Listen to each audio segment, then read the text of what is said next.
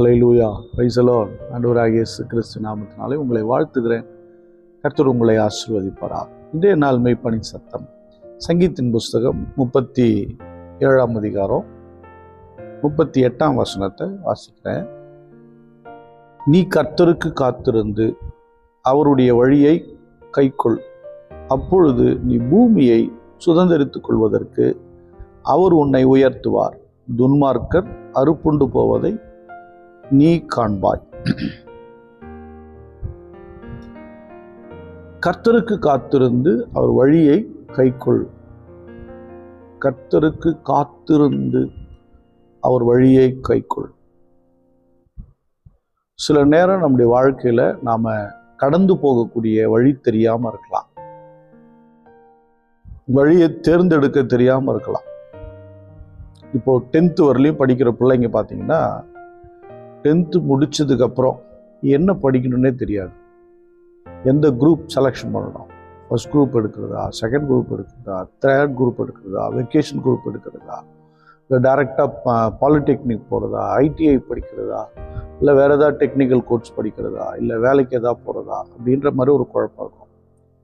அப்போது ஒரு தேவனுடைய பிள்ளை கர்த்தருடைய சமூகத்தில் காத்திருக்கிற தேவ பிள்ளைக்கு தான் வாழ்க்கையில் என்ன செய்யணும்னு தெரியாத போது தேவனிடத்தில் காத்திருக்கும்போது தேவன் உங்களுக்கு வழியை காண்பிப்பார்.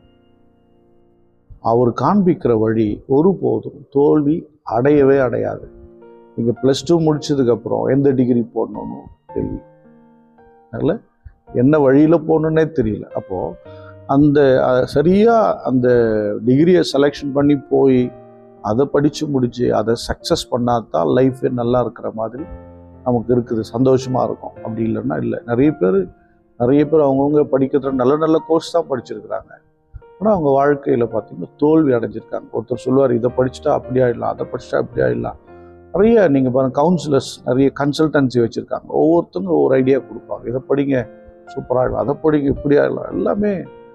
ஆனால் படித்து நிறைய பேர் தேரவே இல்லை. எனக்கு அன்பானவர்களே, கர்த்தருடைய சமூகத்தில் காத்திருந்து உங்களுக்கு படிப்பறிவு கம்மியாக இருந்தால் கூட, உங்களுக்கு எதுவுமே தெரியாத நபராக கர்த்தருடைய சமூகத்தில் நீங்கள் காத்திருந்து வெயிட் பண்ணி அப்பா என்ன சொல்லுகிறாரோ, தேவன் என்ன காண்பிக்கிறாரோ அதன்படி நீங்கள் அந்த வழியில் நீங்கள் போகிறதுக்கு நீங்கள் முயற்சிப்பீங்கன்னா நீங்கள் ஒருபோதும் சோரம் போகவே மாட்டீங்க, ஒருபோதும் தோற்று போகவே மாட்டீங்க. எத்தனை பேர் ரட்சிக்கப்படுறதுக்கு முன்னாடி சொல்லுவாங்க, சாட்சியெல்லாம் பாருங்கள், நான் படிக்கவே இல்லைங்க, நான் இப்படி இருந்தேங்க, ஆனால் ஆண்டவர் பிடிச்சதுக்கப்புறம் கர்த்தர் ஒரு வழி காமிச்சார், ஒரு சின்ன ஒரு தொழிலை காமிச்சார், ஒரு சின்ன பிஸ்னஸை காமிச்சார், ஒரு சின்ன வேலையை கற்றுக் கொடுத்தார், கற்றுக்கொள்ளும்படி ஆண்டவர் உதவி செய்தார். இல்லை சின்னதாக ஒரு படிப்பை எக்ஸ்ட்ரா படித்தேன், லைஃபே மாறிடுச்சு. அல்லேலூயா. சில பேர் இல்லை, காத்திருக்கும் அவர் என்னுடைய வழியை வேலையை செய்ய வான்னு கூப்பிட்டார், நான் அதன்படி வந்தேன், கர்த்தர் என்னை கைவிடாமல் நடத்துகிறார். அல்லேலூயா. இன்னைக்கு நம்ம கர்த்தருக்கு காத்திருக்கிறது ரொம்ப குறைவாக போயிடுச்சு. மனுஷங்களுக்கு வெயிட் பண்ணுறோம், சூழ்நிலைக்காக காத்திருக்கிறோம், சூழ்நிலைகள்லாம் சாதகமாக இருக்குது காத்திருக்கிறோம். ஆனால் கர்த்தருக்காக காத்திருக்கிற மக்கள் ரொம்ப குறைவாக இருக்கிறாங்க, ரொம்ப குறைவாக இருக்காங்க. நீங்கள் பாருங்களேன், யோசுவா தலைமை ஏற்கிறார். மோசே இறந்ததுக்கப்புறம் யோசுவா தலைமை ஏற்கிறார். தலைமை ஏற்கும் பயம், எப்படி நான் இந்த மக்களை, இவ்வளோ மக்கள், மோசமான மக்கள், இந்த மக்களை எப்படி நடத்திட்டு போகிறேன்னு ஒரு பயம், பெரிய பயம்தான். அந்த பயத்தோடு தான் பொறுப்பேற்கிறாரு. ஆனால் கர்த்தர் நீ பலம் கொண்டு திடமானதா இரு அப்படின்னு பேசுகிறார். எப்படி நீ வழியை வாய்க்க பண்ணணும்னா, இந்த நியாயப்பிரமாண புஸ்தகம், இந்த வேதத்தை வாயில் உன் இருதயத்தில் வச்சு நீ எப்படி தியானம் பண்ணிக்கிட்டே இருந்தீங்கன்னா எல்லாத்தையும் சக்ஸஸ் பண்ணுவேன் அப்படிங்கிறார். அல்லேலூயா. நீ பலங்கொண்டு திடமானதா இரு என்று நான் உனக்கு கட்டளை இடலையா? நான் மோசையோடு இருந்தது போல உன் கூட இருப்பேன்னு நான் சொல்லலையா? ஏன் பயந்துக்கிட்டே இருக்க? அல்லேலூயா. எனக்கு அன்பானவர்களே, நீங்கள் உங்களுக்குண்டான ஆசீர்வாதங்கள் அனைத்தையும் சுதந்தரித்துக் கொள்வதற்கு, உங்களுக்குண்டான மேன்மையை சுதந்தரித்துக் கொள்வதற்கு, உங்கள் எதிர்காலத்தில் தேவையான அத்தனையும் சுதந்தரித்துக் கொள்வதற்கு கர்த்தருடைய சமூகத்தில் காத்திருங்க, அவர் வழியை கை கொள்ளுங்க, நீங்கள் ஆசீர்வாதமாக இருப்பீர்கள். துன்மார்க்க ஒன்றும் இல்லாமல் போயிடுவான், அவன் அறுப்புண்டு போயிடுவான்.